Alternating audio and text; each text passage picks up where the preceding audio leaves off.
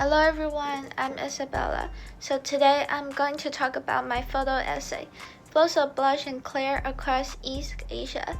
In this project will explore how artists' idea, technique, and material flows among China, Japan, and Korea, showing how connected and unique their art tradition becomes over time.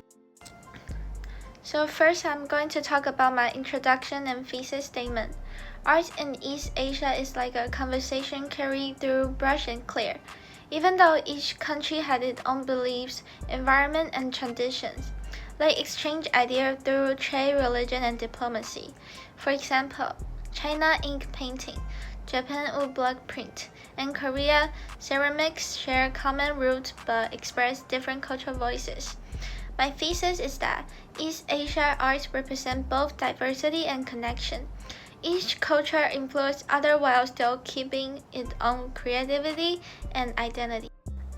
Okay, so let's begin with China. China was the birthplace of many art forms that later shaped the region.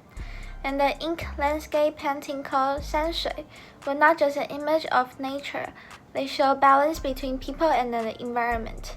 Chinese artists paint mountains and rivers as symbols of peace and wisdom. And China was also famous for porcelain and blue and white ceramics, which were traded across East Asia and Europe. And this environment became models for neighbor countries. Okay, so now I'm going to talk about Japan, their adaptation and innovation. When these artists' ideas reached Japan, artists adapt them instead of copying. Japanese printers use Chinese brushwork, but they focus more on empty space, seasonal change, and simplicity, what they call wabi-sabi, or beauty imperfection. Later, Japan developed ukiyo-e woodblock print, a complete new style that shows daily life, actors, and nature scenes. These prints use import technique but create something entirely Japan in print. Okay, so now I'm going to talk about Korea. In Korea, local artists create two very special styles, minhwa and danshan. Minhwa are flux paintings made by ordinary people, not royal artists. They are colorful and full of symbols, like tiger for protection and queen for long life. Danshan, on the other hand, is the decorative painting on temple wood and places roofed, using bright red, green, and blue to protect the roof and express spiritual meaning. And even though these styles were influenced by Buddhist art from China, Korea made them truly their own. So now I'm going to talk about comparing styles side by side. Chinese landscape painting use layer, mints, and shifts distance to create a quiet space. The brushwork in the message historic show that artist mind. Japanese boyabook, a screen often add gold leaf that catch light. Large fields of empty space guide the eyes and mark the season. A cordon in Japanese art aesthetics.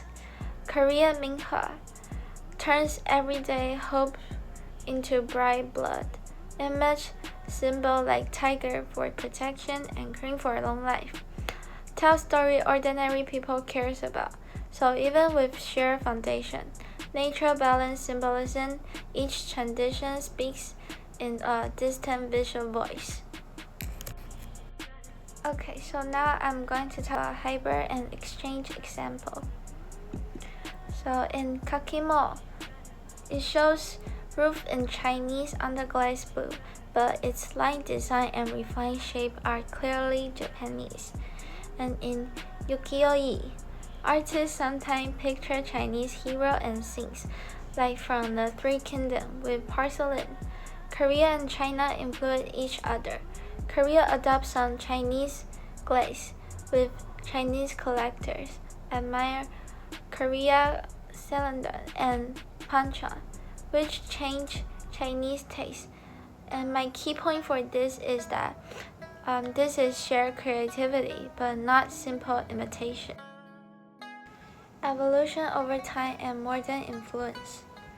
So in the modern era, artists travel, study abroad, and see each other's works online. Because of this, borders feel softer. Many artists beat Western art's idea, like abstractions and modern design, with traditional East Asia brushwork, ink, and symbol. At the same time, some artists bring back the older style, such as literary painting or Minhua folks image. But they use new media like digital printing, videos, or large installation. The key idea is that the exchange is two-way. East Asia arts influence global arts, and the global art influence East Asia artists. So the dialogue keeps going. Okay, so that is my conclusion. So China laid the base in ink painting, ceramics, and region imagery. Japan and Korea choose what to take, then reshape those ideas to fit their own culture and aesthetics. Across time, there was not just one-way copying, it was a conversation. Artists respond, transfer, and sometimes send ideas back across the sea. That's why East Asia I feel both connect and distinct, share roots and different voices. Okay, and here are my works cited page. Thank you.